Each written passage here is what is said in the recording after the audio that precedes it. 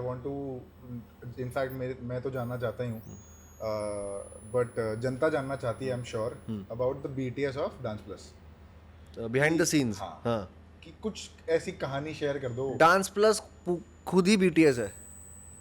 Dance plus dance plus जो show है ना, वो वो खुद ही एक बीटीएस है। डांस प्लस एक ऐसा शो नहीं था जिसमें हम स्क्रिप्ट लेके जा रहे हैं, उसी वक्त मिल रहे हैं, वैनिटी से निकल रहे हैं, हाँ वो हो रहा है, फिर बैठ रहे हैं, जज आ रही हैं।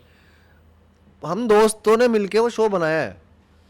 रेमो सर, मैं, धर्मेश भाई, ये शक्ति वक्ति, हम सब पूरी हम लोगों ने मिलके एक डिसाइड करके, रंजीत ठाकुर, हमने शो बनाया था वो, जैसे दोस्त लोग, जैसे तुम लोग बना रहे हो एक। हाँ तो उसमें ना क्या होता है कि बहुत चीज़ें उनको बेचारों को एडिट करनी पड़ती थी, इतनी इतनी ज़्यादा बकचोदी हो जाती थी उसमें, हाँ क्योंकि वो टीवी जीएनसी में नहीं चलता है।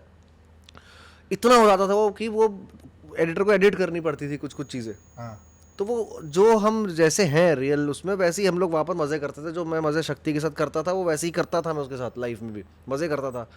फील मतलब धर्मेश भाई के साथ जो लेनम लेनी हो रही है वो करता था मैं। हाँ रेमो सर के साथ वो सब, मैं घर में भी हम लोग बैठ के पार्टी वार्टी में यही करते थे, और वही हमने शो वहाँ बना दिया with lot of ultimate dancing talent.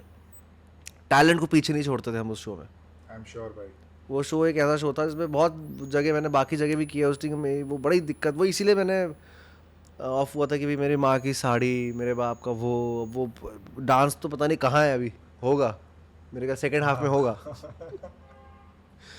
तो वो चीज़ें कम थी, बकलोली थी। हाँ मैं भी डांसर था, हाँ सब डांसर थे, सब मिलके डांस करते थे, उसके बीच में बकलोली करते थे जो डांसर्स करते हैं मज़े। हाँ एंड दैट वाज बहुत, I think world class dancers निकले उस शो से। पीयूष निकला है, सुशांत खत्री निकला है, जो आजकल जो हैं, जो डांसर्स निकले हैं, क्रूज निकले हैं इतने महान महान, जो अभी तक चल रहे हैं हिप हॉप अंडरग्राउंड में, जो भपका मचाया हुआ है सबने।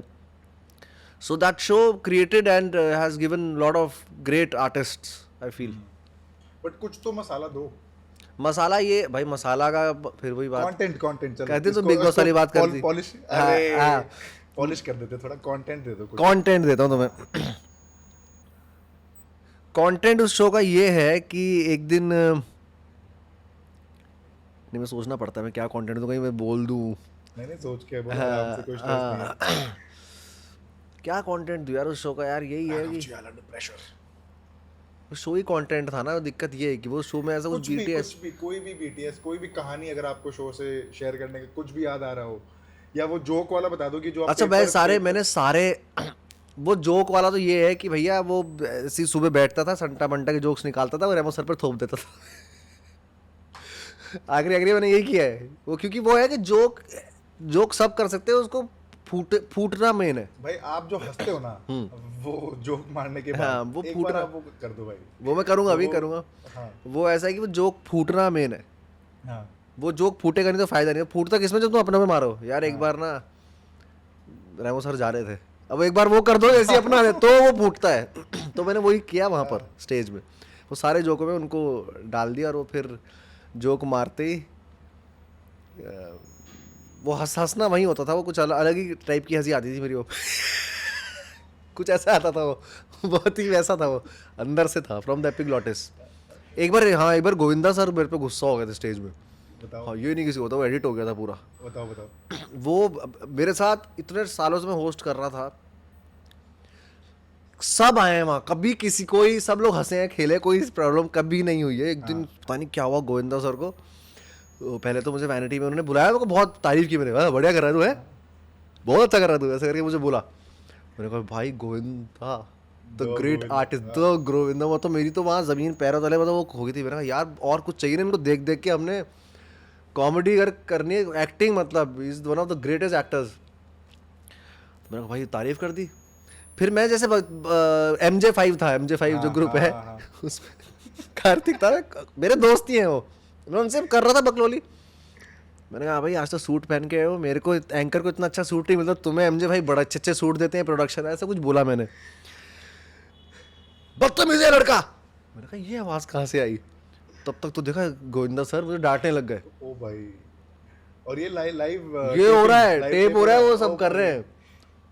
मैंने कहा यार सर सॉरी, मैं तो ये तो मेरे दोस्त हैं, क्या मतलब है, हद होती है एक चीज़ की, वो होती है, ये होती है। मैंने कहा सॉरी सर, मैं अब से नहीं करूँगा सर। तो उसके बाद मैंने जैसे ही वो हुआ, बातचीत हो रहा है, आए क्या, तो तब से मुझे टेरेंस सर और रेमो सर मुझे ऐसे कर रहे थे, ऐसे से कर रहे थे, तो मेरे को भी वो कह रहे थे कोई नहीं, हो जाएगा, ये हो जाएगा, ये समा है, ये बुरा समय निकल जाएगा, ऐसे करके वहाँ से इशारे कर रहे थे। ठीक है, तो मैंने कहा यार अभी तो वैनिटी में बुलाया था मुझे, मेरी तारीफ की थी, मेरे साथ बड़ा सही व्यवहार किया था। अच्छा, मेरे को लगा अभी आप बोलोगे कि प्रैंक हो रहा था। मुझे भी लगा बहुत देर तक, क्योंकि होता है ना ऐसा, हाँ। मुझे लगा बहुत देर तक, मुझे लगा प्रैंक हो रहा है ऐसा, तो मैंने कुछ बोला नहीं, MJ5 तो दोस्त ही हैं, हालांकि वो जानते नहीं होंगे कि मेरे दोस्त हैं। हाँ। और MJ5 भी नहीं ऐसा कुछ तो नहीं कार्तिक वहां से नहीं ऐसा तो कुछ नहीं। मैंने कहा रुक जा को बोल लेते ना, बड़े हैं बूढ़े हैं बड़े हैं, ऐसे कर करके बड़े बोलने दे डांट वाट खाली बना। मैं थोड़ा सो गया, मैंने कहा क्या हंसाऊं जनता को, मेरी खुद फटी पड़ी है यार, अब जनता को कैसे हंसाऊं, मेरा तो काम सारा एंटरटेनमेंट करना है वहां पर। ओ भाई। तो मैंने उसकी जस्ट बात तुरंत शुरू किया, ठीक है सर, सॉरी सर, नहीं सर अब से,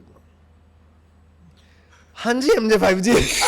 और उसने तो सारे मारे फिर हंसने लग गए उनको, और वो गए, उन्होंने कहा भाई ये क्या हो गया, तो रेमो सर टेरेंस सर फिर ऐसा करके बैठ गए। तो वो एक इंसिडेंट मुझे आई थिंक किसी को पता नहीं है, वो एडिटेड था और यहाँ बताया मैंने आपको।